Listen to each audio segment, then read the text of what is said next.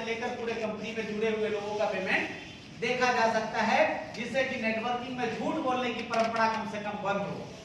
10,000 कमाने वाला 1 लाख ना बोले और 1 लाख कमाने वाला 10 लाख ना बोले। क्यों ऐसा होगा? जब हम उसका पेमेंट मैं अपने ही आईडी पासवर्ड से देख लूंगा तो आदमी को हम बार बार आईना दिखाएंगे, देख देख इधर देख, साला अभी बोलते तुमको फेंकने के लिए यही मिलता हूं, नहीं सब दिखता है। तो सबसे बड़ी बात वही नेटसर्फ ट्रांसपेरेंसी पे वर्क करता है। नेटसर्फ कहता है कोई भी बात को मत छुपाओ, लोगों को बता दो कि जो है वो है। अगर मेरा 100 करोड़ का टर्नओवर है, हाँ 100 करोड़ ही है, क्या करोगे? जो आ रहा है वो दे। कंपनी अपनी सेल नहीं दिखाता अपनी औकात दिखाने के लिए। नेटसर्फ को भी अपने एक एक डिस्ट्रीब्यूटर को दिखाता है, ये भी दिखाता है कितना बिल हुआ, कितना सेकंड पहले कितना बिल हुआ, क्या ग्राफ था, किस दिन कितना ज्यादा बिल हो गई, टोटल बिल का पिछली साइकिल में कितना बिल था, इस साइकिल में कितना बिल हुआ, इस साइकिल का कितना टर्नओवर हुआ, सब एक नॉर्मल डिस्ट्रीब्यूटर देख सकता है। माने पारदर्शी के साथ कोई खिलवाड़ नहीं हुआ नेटसर्फ। नंबर 2, पहली बार ऐसा हुआ है कि नेटसर्फ को पता है कि अगर ये धंधा 21वीं सदी का बिजनेस है और आपने अपनी नॉमिनी का नाम दिया है, तो नॉमिनी तक बिजनेस ले जाने के लिए एक बड़ा हेडक्वार्टर की जरूरत है जहां से ये पीढ़ी दर पीढ़ी बिजनेस को रन किया जाए। तो एक ही ऐसा कोई क्यों नहीं फ्लोर हो कि वो वहीं पे पूरा टीम बैठा रहे, रिसर्च का टीम भी वहीं रहे, कस्टमर केयर भी वहीं रहे, मैनेजमेंट का टीम भी वहीं रहे, हर वो चीज हमारे वहीं पे अवेलेबल रहे। साथ में मेरे लोग कभी भी नेटसर्फ से नेगेटिव ना हो, कभी उसको गुस्सा ना आए, इसलिए हम लोगों ने उस ऑफिस को इको फ्रेंडली भी बनाया है। जैसे अगर मैं यहाँ पर 1 घंटा बोलूंगा, हो सकता है मैं थक भी जाऊं। नेटसर्फ के ऑफिस में अगर आप पूरा 10 घंटा 100 घंटा बोलते रहेंगे, आप नहीं थक पाएंगे। क्यों? क्योंकि वहां ऑक्सीजन लेवल बिल्कुल हाई रहता है, क्योंकि कंप्लीट ऑर्गेनिक ऑफिस है। माने चारों तरफ भी पेड़ पौधा, छत पे भी पौधा, नीचे भी पौधा, दीवार पे भी पौधा, इधर भी पौधा, पेट नहीं, केमिकल नहीं, मतलब वहां पे जबरदस्त टाइप का एक सिस्टम है। तो हेडक्वार्टर भी हम लोगों ने लगभग 207 करोड़ रुपया लगा के बनाया, क्योंकि छोटा मोटा इन्वेस्टमेंट करने से हमारा आत्मविश्वास छोटा होता है। हमें लगता है कि मैं क्या करना है, चलो हटो खत्म करते हैं। लेकिन जब बड़ी इन्वेस्टमेंट जाती है तो उस पर गंभीर होता है कोई कंपनी। नेटवर्क मार्केटिंग आज इतनी खिलौना जैसा क्यों हो गया? क्योंकि लोगों ने लैपटॉप खरीदा, 30,000 में सॉफ्टवेयर बनवाया, एक होटल के कमरा में बैठा और वहां से बोलने लगता है कि कंपनी मलेशिया का है, दिल्ली का है, वो कंपनी उसी की रहती है। माने मजाक बना के छोड़ दिया, क्योंकि वो जानता है कि अगर कुछ लोग फंसे तो वेरी गुड, नहीं फंसा तो भी बंद कर दो। तो स्टार्टिंग में लोग लालच होता है ना, घोड़ा, बंगला, गाड़ी, गोवा के बीच पर बड़ा बड़ा महल, ऐसा करके आप लोगों को मिलता हो। एक भी कंपनी मुझे बताइए जो कि आपको BMW बांटने की बात नहीं करती, ओडी की बात नहीं करती, मर्सिडीज बांटने की बात नहीं करती, घर बांटने की बात नहीं करती। करता है कि नहीं करता? 2 पैसे की कोई कंपनी खुला होगा ना, जिसकी रात में उसको घर में खाना कहां से बनेगा, वो आदमी भी गोवा में बंगला बांटने वाला लिख देता है कि ये बिल्ला देंगे हम। आपको पता है कि ये लालच देने का इंडस्ट्री नहीं है। अगर ये बिजनेस है तो बिजनेस में लालच की कोई जरूरत ही नहीं बनता है। अगर आपने जिस कंपनी ने ये बिल्ला देने की बात किया ना, जब बिल्ला लेने की बात आई, 1 करोड़ का बंगला लेने की बात आई, जैसे लोग उससे बोलने गए कि मुझे बंगला दो क्योंकि मैं अचीवर बन गया हूं, उसी रात में कंपनी खत्म हो जाती है। जब तक कोई अचीव नहीं करता है तब तक हो हल्ला चलता रहता है। जैसे अचीवर बनती है कंपनियां भागना शुरू करता है, क्योंकि लोग उसको जीने नहीं देंगे, तो लोग खुद ही छापा लगवा लेते हैं। तो हमने कहा कि ये बीमारी है, तो इस बीमारी को हमें रखना ही नहीं, इसलिए हम लोगों ने केवल कमीशन रखा है, कोई भी लालच नहीं दिया, क्योंकि दूर तक जाने के लिए किसी को मिसगाइड करके हमें अच्छा नहीं करना।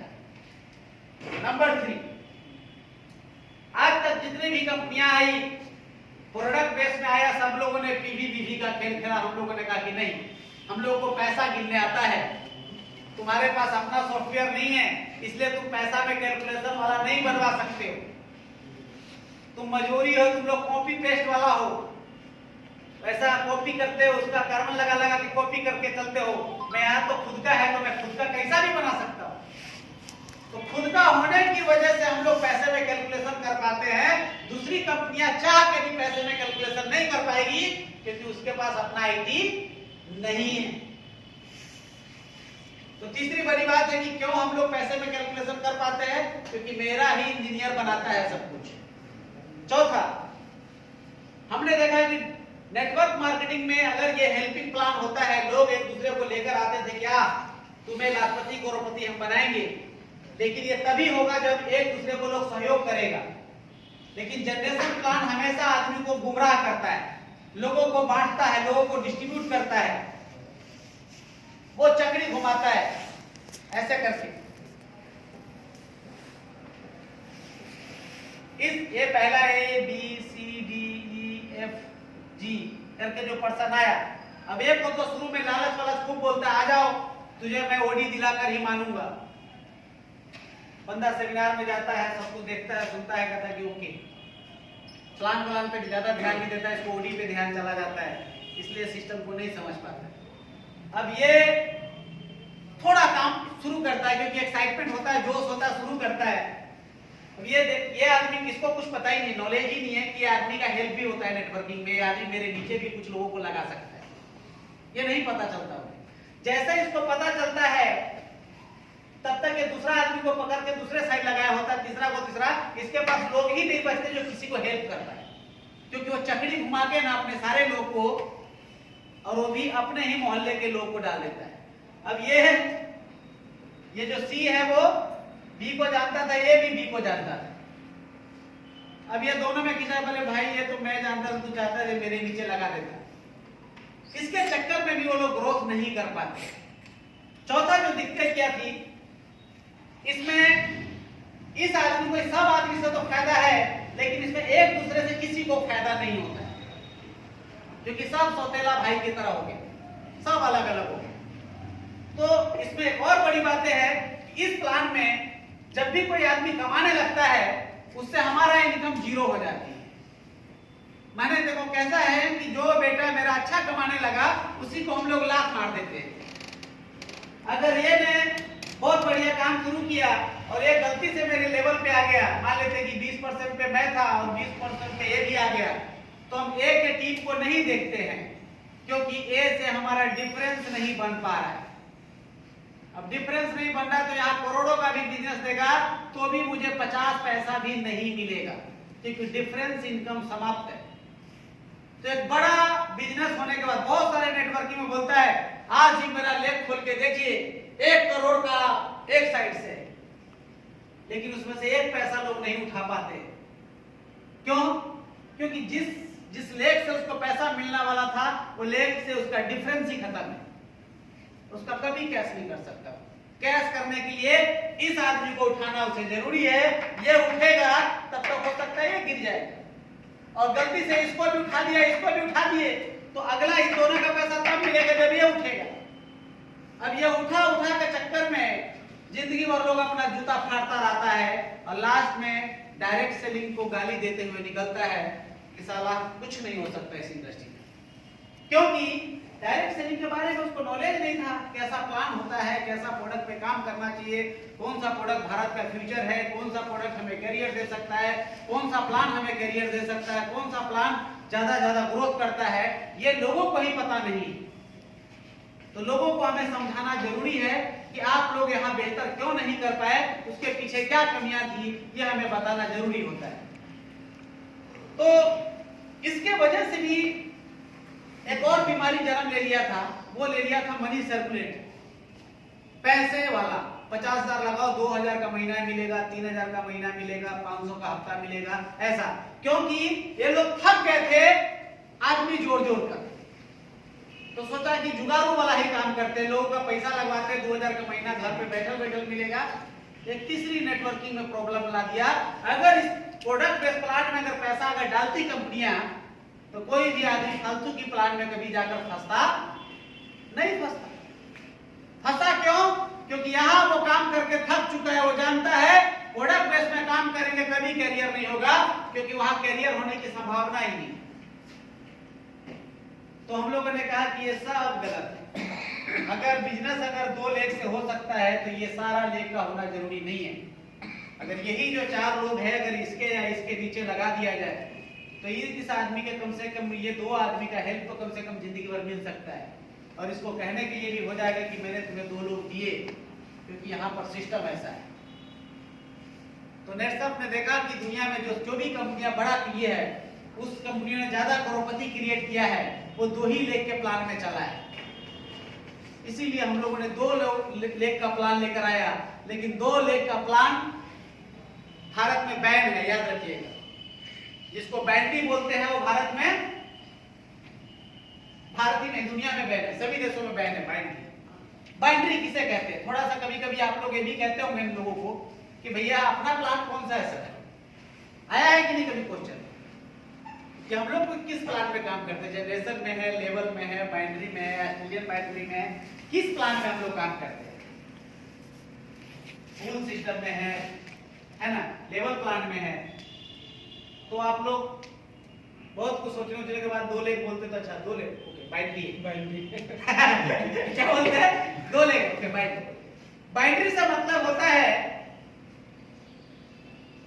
अगर आप यू है नेटसर्फ है, अगर आपको कोई 5000 और 5000 का फिक्स किट को आपस में टकराना, इट इक्वल बाइंड्री, माने हेड को हिट करना बाइंड्री होता है। आदमी के सर टकरा के जो पैसा दे उसे हम बाइंड्री कहते हैं।